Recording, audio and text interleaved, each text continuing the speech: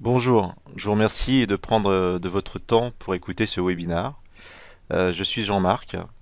Avec Sébastien, je suis cofondateur de l'association Renaissance Network. Qu'est-ce que Renaissance Network? C'est une association qui se donne comme mission d'accompagner ses adhérents dans la prise en main de leurs finances personnelles. Nous avons vu que l'économie actuelle est plutôt, même plus qu'inquiétante, et par rapport à cela, il faut trouver des solutions. Renaissance Network, nous avons réfléchi à des solutions efficaces et éprouvées, mais ce n'est pas l'objectif de cette vidéo.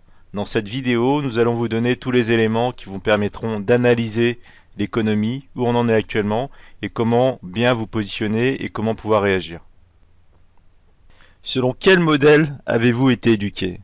On vous a certainement dit et répété que la clé du succès, c'était avoir de bonnes notes à l'école et de bons diplômes, trouver un bon job dans une société solide dans laquelle on fera probablement toute sa carrière, travailler dur pour grimper les échelons, et notre entreprise prendra soin de nous sur le plan financier et nous récompensera à la juste valeur de notre travail, sous forme d'un salaire croissant et de primes, toute notre vie. Ce modèle correspond à une réalité, ça a bien fonctionné, et plus précisément pendant la période des 30 glorieuses ou du baby-boom. Mais les temps ont changé. Vous avez un petit doute? Examinons les choses ensemble. Ce présent graphique est tiré des statistiques de l'INSEE. Il vous présente deux courbes. La courbe bleue représente l'évolution du PIB de la France en milliards d'euros. La courbe rouge présente la dette de la France, en milliards d'euros également. Je vais vous donner des éléments complémentaires d'analyse. Quelques chiffres. En 2012, le PIB de la France s'est établi à 2032 milliards d'euros. Et également, à la fin du second trimestre 2013, la dette publique de la France s'est établie à 1912 milliards d'euros. Maintenant, si nous faisons une fraction de ces deux chiffres, 1912 divisé par 2032, nous obtenons 94%.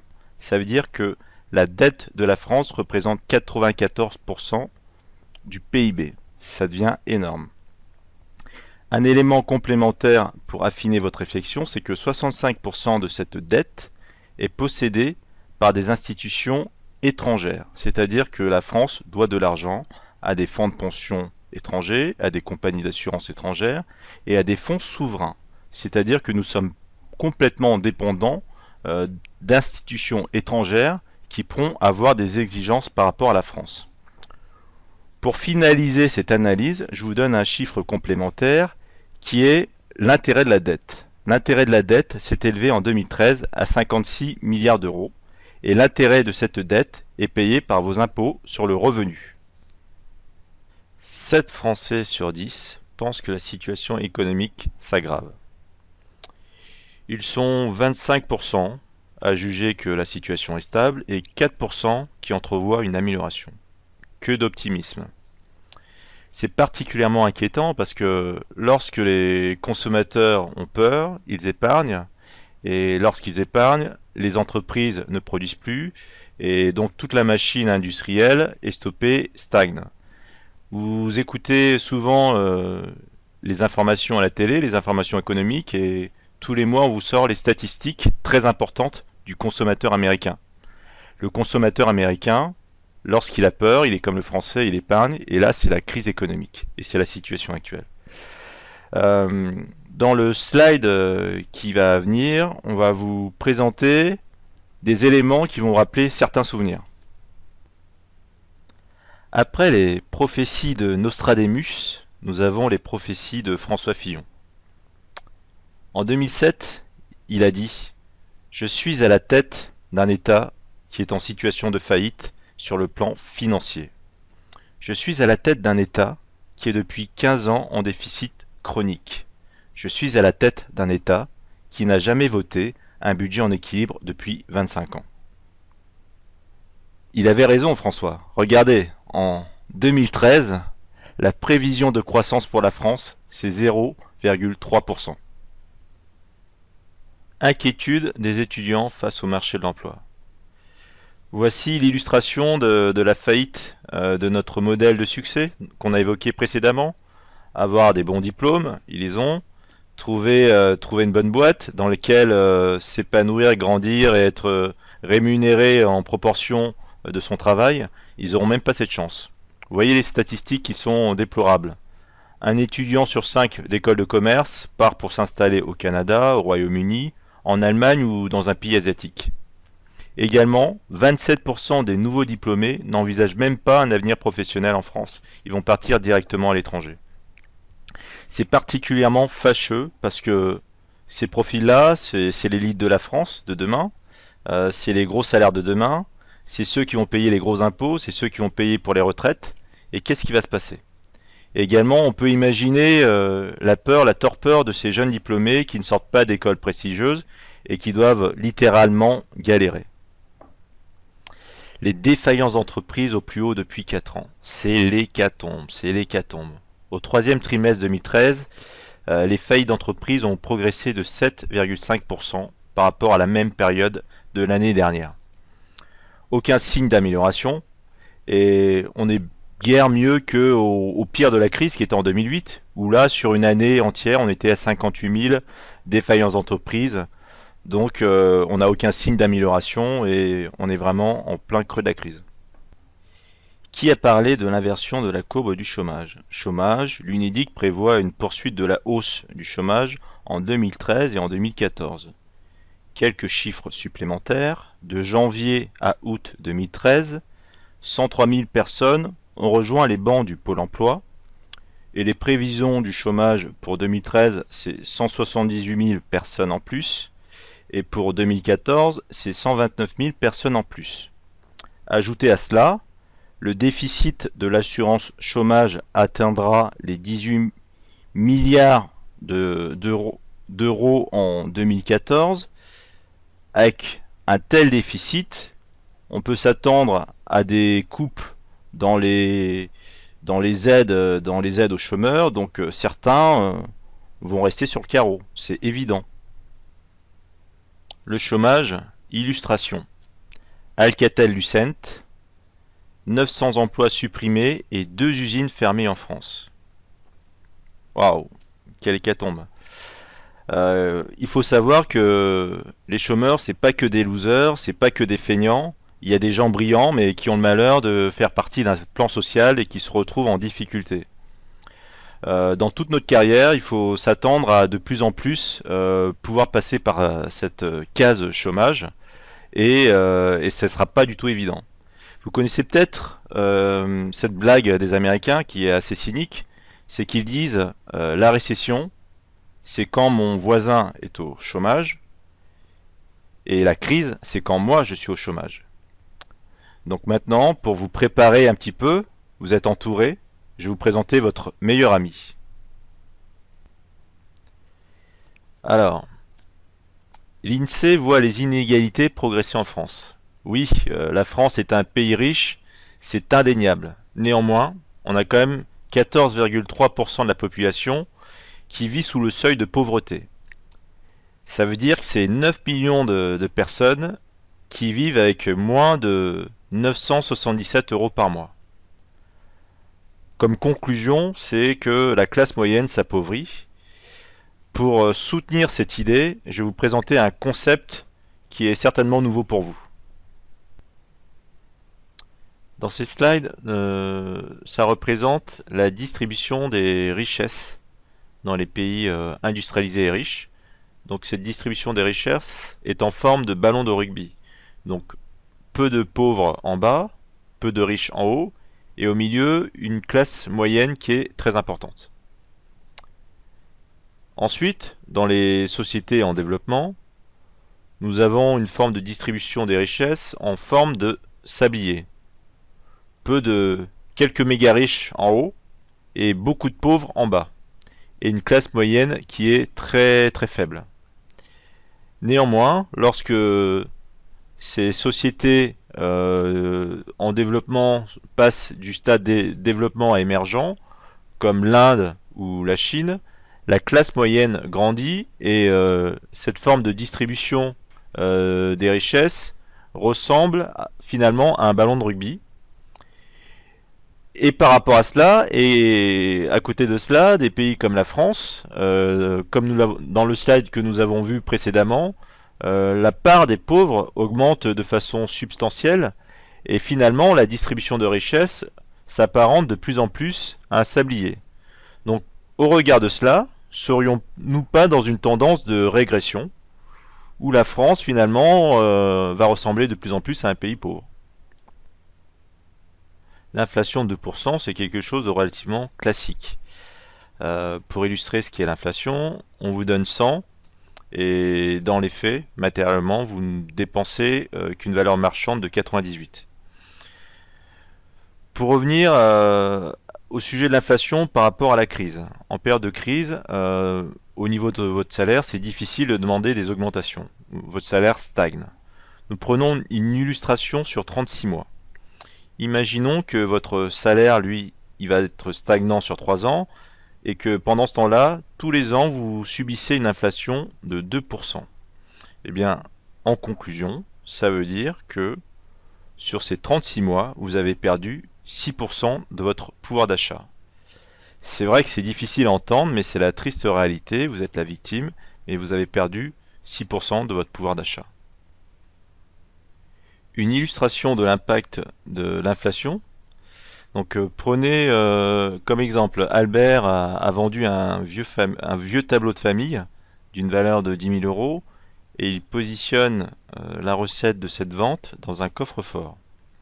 Qu'est-ce qui se passe? Eh bien, avec l'inflation, au bout de 10 ans, la valeur pouvoir d'achat 2003 de cette somme d'argent n'est que de 8 170 euros. Donc là, on a une illustration fâcheuse de l'impact de l'inflation, ce qui nous oblige à avoir une vraie stratégie par rapport à notre épargne. Ce qu'il faut, c'est à minima avoir une démarche pour conserver la valeur de son épargne, et au mieux, c'est avoir une démarche pour augmenter la valeur de cette épargne.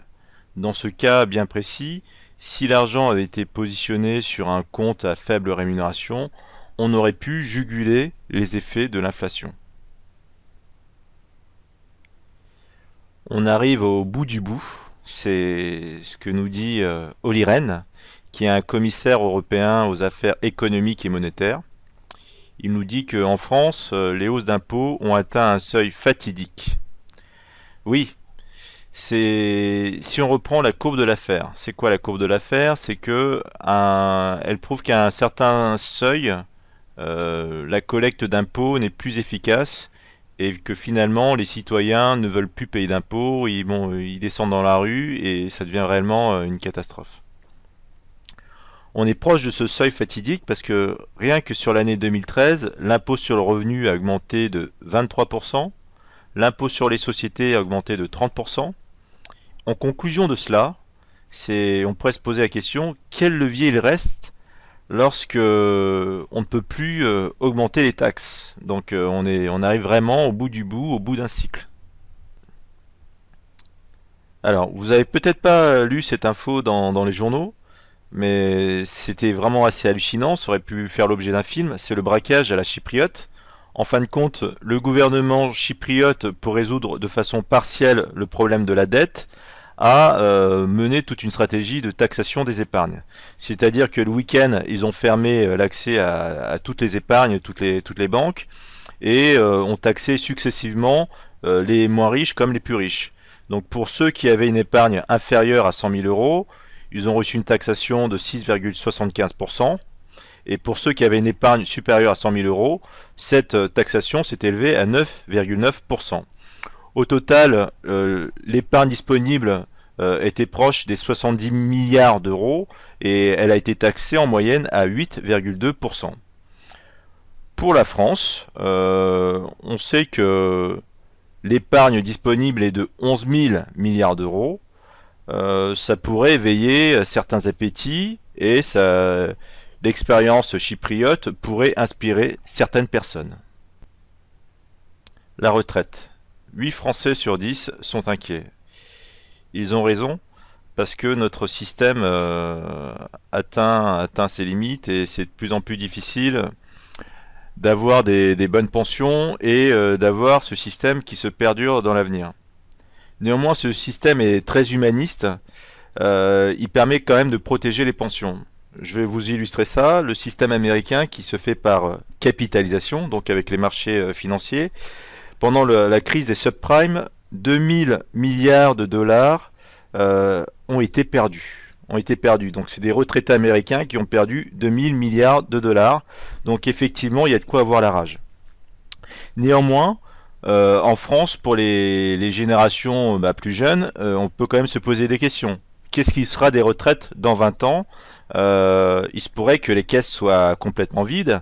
La pilule sera difficile à avaler, mais c'est une probabilité parce que les projections démontrent que d'ici 2030, le déficit de la retraite va atteindre 60 milliards d'euros. 60 milliards d'euros, il n'y aura pas d'argent pour tout le monde et il se peut que finalement vous retrouviez avec 300 euros de pension et vous aurez juste assez pour vivre bien au Bangladesh. Quelques chiffres bien spécifiques sur la retraite. Bon, déjà on voit que en moyenne vous touchez 1256 euros de pension mensuelle. Donc avec ce type de pension, si vous n'êtes pas propriétaire, vous risquez d'avoir des fins de mois très difficiles. L'autre chiffre clé, c'est que actuellement nous comptons 13 millions de retraités. Par rapport à 2011, on a déjà 1% de plus de retraités. Donc le nombre de retraités augmente d'année après année. Et ça s'explique du fait que aussi l'espérance de vie a augmenté. Une petite illustration par rapport à ça. Est-ce que vous connaissez l'espérance de vie d'un homme en 1994? L'espérance de vie d'un homme en 1994, c'est 73 ans. Maintenant, en 2013, cette même espérance de vie, c'est de 78 ans. Entre-temps, donc 5 ans de plus d'espérance de vie, c'est catastrophique pour les retraites. Je vous explique parce que 5 ans avec une pension de 1256 euros par mois, vous avez plus de 75 000 euros à payer par tête de retraité. Donc par rapport à notre système, il va exploser en vol carrément. Maintenant, par rapport à la durée de vie, durée de passage de travail avant d'arriver à la retraite, ça fait mal au cœur, mais potentiellement, on va tous partir à la retraite à 67 ans. Et peut-être que certains d'entre nous iront au travail avec un déambulateur ou en mauvaise forme. Ironie à part, c'est difficile de croire en ces chiffres parce que dans un pays comme la France, déjà à 45 ans, on est vu comme un senior. Donc je ne sais pas comment on peut arriver à travailler jusqu'à 67 ans. L'avenir nous dira. Pour les Français, le pouvoir d'achat va encore baisser en 2013. Tout cela, ça confirme un appauvrissement de la classe moyenne et que finalement, par rapport au slide qu'on a présenté précédemment, on peut se poser la question, est-ce que notre structure de répartition des richesses ne ressemble pas finalement à un sablier, voilà, comme les sociétés pauvres. Maintenant, je vais vous donner quelques chiffres pour étayer également une information qui est sortie dans la presse, c'est que pour le pouvoir d'achat, les Français, il leur manque 540 euros à la fin du mois pour bien vivre. Donc, quelques chiffres de précision, c'est que le salaire moyen des Français en 2013, c'est de 2140 euros brut. Si on fait quelques ajustements de ce chiffre pour sortir le net, on est à 1600 euros. Donc en proportion, 540 euros, ça représente 33% des 1600 euros. En conclusion, pour que les Français se sentent bien à la fin du mois, il faudrait qu'ils disposent d'une augmentation de salaire de 33%. C'est très irréaliste et à cause de cela, les Français vont être frustrés pendant de nombreuses années. Alors, notre modèle d'éducation, après tout ce qu'on vient de voir, qu'en reste-t-il? Les leaders de demain quittent la France. 178 000 suppressions d'emplois en France. Retraite à 68 ans. Dette de la France bientôt 100% du PIB. 80% des Français inquiets de l'avenir. À quel défi devez-vous vous préparer? Conserver un emploi jusqu'à 68 ans, protéger vos arrières en cas d'accident de parcours, vous constituer une épargne en cas de faillite du système actuel de retraite, préparer une alternative en cas de faillite de l'État ou de l'Europe, aider vos enfants avec un taux de chômage bien sûr de 25% pour les jeunes de moins de 25 ans. À la recherche de solutions. Une citation d'Albert Einstein: nous ne pouvons pas résoudre nos problèmes en utilisant la manière de penser qui les a créés. Tout cela pour dire que nous sommes obligés de réinventer notre modèle. Les modèles anciens sont obsolètes, sont complètement décalés par rapport à la situation actuelle. Il faut nous réinventer. Se prendre en main. Nous parlons de se réinventer, réinventer de nouveaux modèles.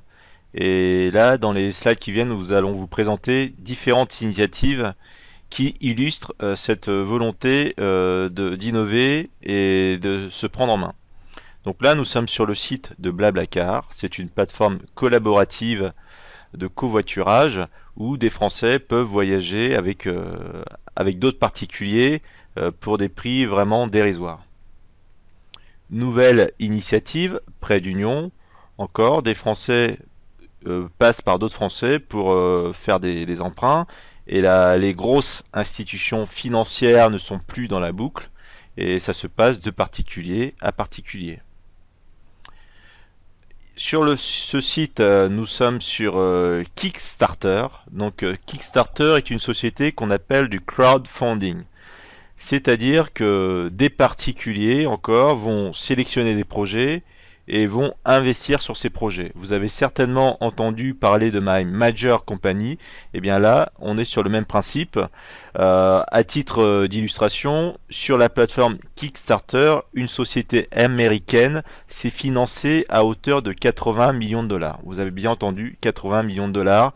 C'est pas pour rigoler, c'est vraiment du sérieux et c'est une révolution. C'est une révolution. À l'heure actuelle, on compte 400 plateformes type Kickstarter.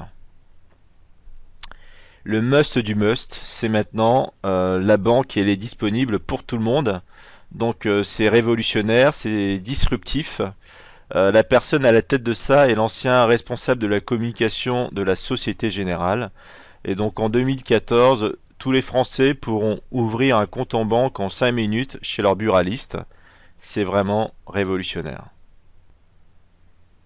Dans la même lignée que les projets que nous avons vus précédemment, nous allons vous présenter la solution Renaissance Network, qui est de type collaboratif, mais dans le domaine des finances personnelles. Ici, dans ce premier tableau, nous voyons le cas de Albert, qui a placé en 2003 10 000 € dans son coffre et qui a subi une baisse de pouvoir d'achat. Donc dans ce deuxième tableau, nous voyons la solution Renaissance Network. Donc si Albert, à l'époque, avait pu utiliser ces solutions, il aurait mis 10 000 € et en 2013, il se retrouverait avec 70 000 €. Donc une grosse valorisation de son épargne placée en 2003.